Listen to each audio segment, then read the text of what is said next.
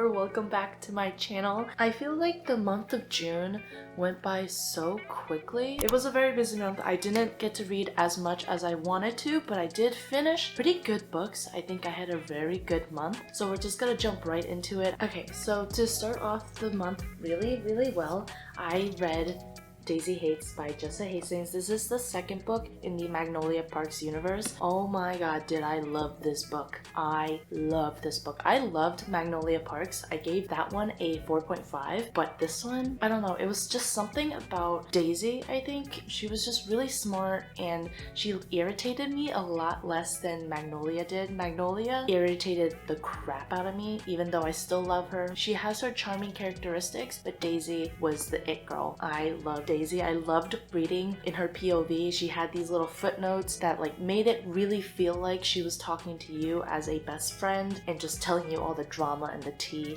It was great. I loved Christian. This book made me dislike Magnolia a little bit, but it made me like BJ more. You kind of get the behind the scenes of what happened in Magnolia Parks in this book, and it just gives you a whole nother viewpoint. Love Christian. He is the softest boy. He is so sweet. And then you also meet Julian.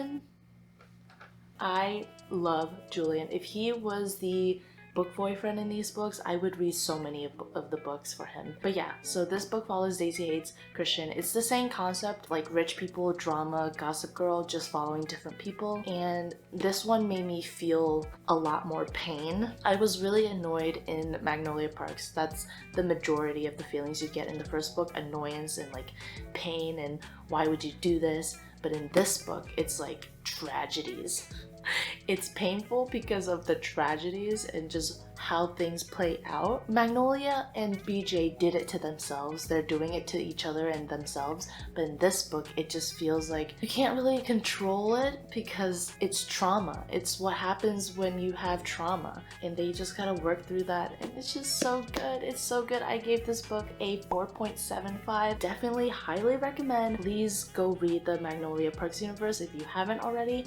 And make sure you go get these books because the indie covers are going to be kind of more scarce in the future because Jessa Hastings is releasing a new cover. In my opinion, I don't like them as much as these because these are just so iconic and so pretty. Next up, we have Our Violent Ends by Chloe Gong. This is a fantasy. This is the second book in the duology, and I don't know. I really wanted to like this book. I gave the first one, I think, a 3. I don't remember actually. I wanted to know the ending. The cliffhanger in the first book really got me curious, so I really just wanted to know how this book would end. But if I'm being honest, this one is not even as good as the first one. I gave this book a 2.5 star. I just didn't really like it. It just felt like a retelling of the first one, just more dramatic. And it just wasn't interesting. There is like one aspect to the story that is remotely fantasy, but other than that, it's just fiction. I didn't have fun. I didn't connect with any of the characters. Juliet, the female main character, was kind of insufferable sometimes. It feels like she was very arrogant and egotistic. She kind of used her title as the heir of the Scarlet Gang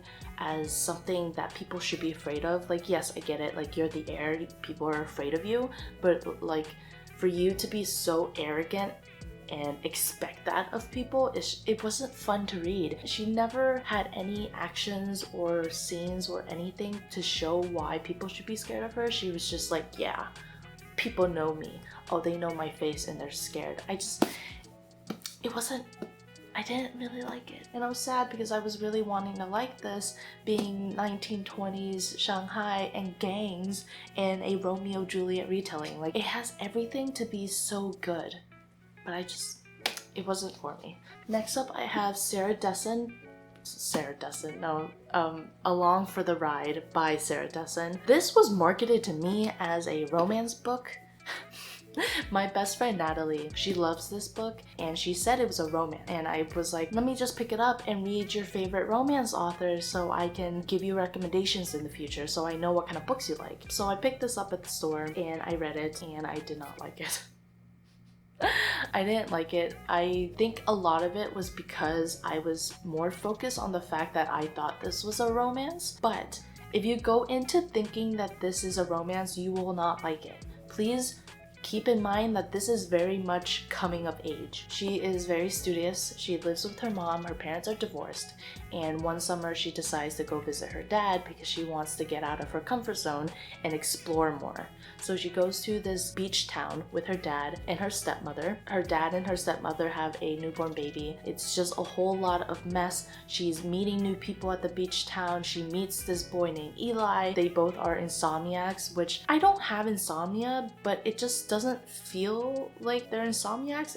I don't know, like it was like part of the story, but it was never really looked into, like, oh, she just doesn't sleep at night. But then her parents just don't.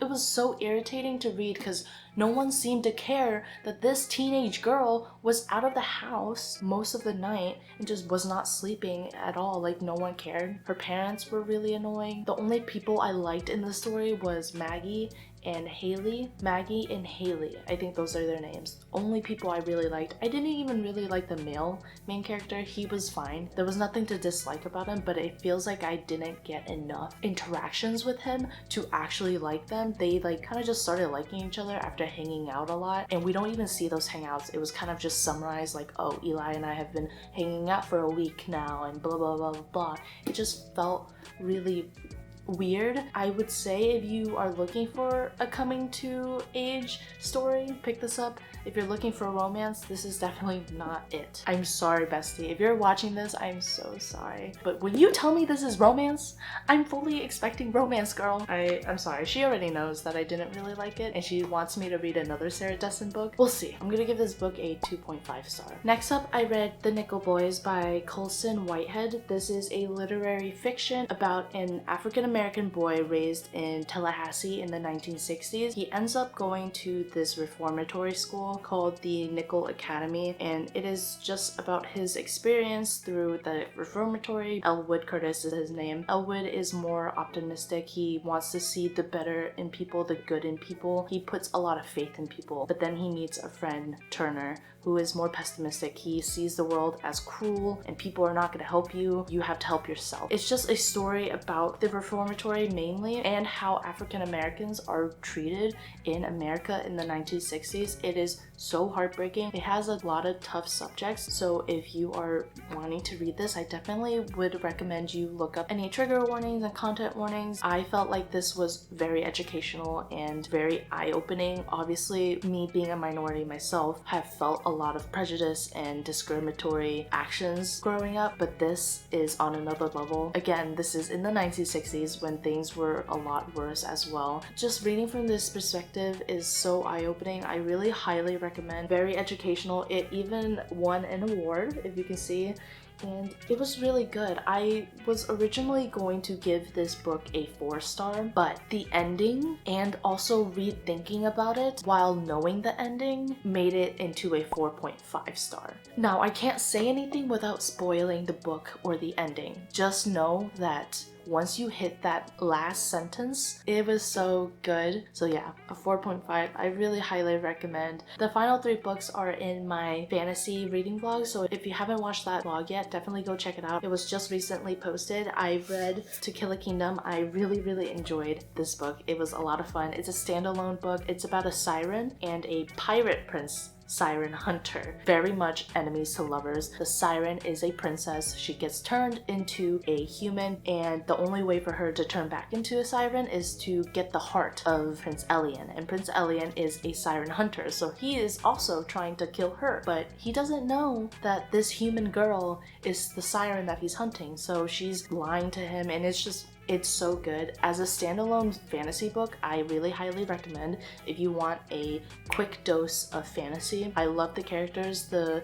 pirate crew reminded me of the Crows from Six of Crows. Not as extreme, but I do still really like them. They were fun to read. I gave this book a 4-star. Next up, I read Fourth Wing by Rebecca Yarros. I read it on my Kindle, and boy am I glad that I got it because I love this book. I totally understand the hype. It was so so much fun to read. It's about this girl named Violet. She is very fragile, she gets hurt really easily, and one day her mom decides that she is gonna go into the writer's quadrant. She has to go through this college and become a writer of dragons. Don't go into this specific book thinking it's like super high fantasy. It's more of a fantasy romance, but towards the end you will get a lot more information, and I can see how this series is gonna turn into more fantasy and more political, and I'm really excited to read the next book, which is coming out in November. The last 100 pages of this book, oh my god, I felt so many emotions. Fourth Wing,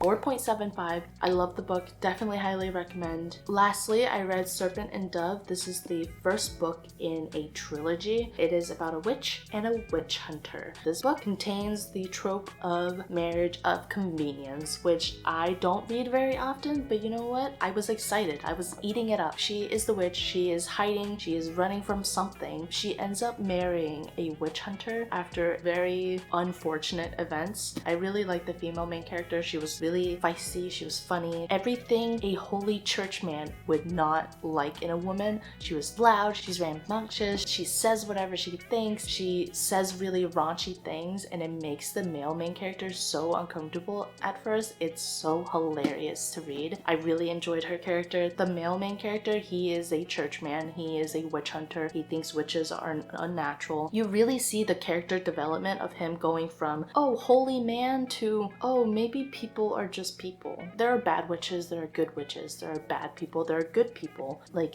you can't just kill witches because you think they're bad. You can't just discriminate like that. That's weird. I gave this book a 3.5. I will be continuing because I do like the characters enough, and I really want to see the different covens of witches and the politics in that. I gave it a lower rating because I feel like the romance was a little bit rushed, because we never got many interactions of them actively falling in love. I hope you guys enjoy this video. Thank you guys for watching and for all the support. Thank you guys again for the 100 subscribers. I honestly did not think I would get to this point as quickly as I did, so I am very grateful. If you have any comments on what kind of videos you would like to see, definitely leave that below. I will be doing the sad books for a week video in July because I did a poll and a lot of you guys wanted that video. I'm a masochist. I want to read sad books, and you're a sadist because you want to see me cry. But that's fine. That's how our friendship works, and that's how our community works apparently. Love it. I will probably still do the Emily Henry reading vlog just because I want to do some summer vibe books, and I've been dying to read Beach Read and Happy Place, so probably still will be doing that reading vlog too. But yeah, thank you guys for watching, and I will catch you in the next video. Bye!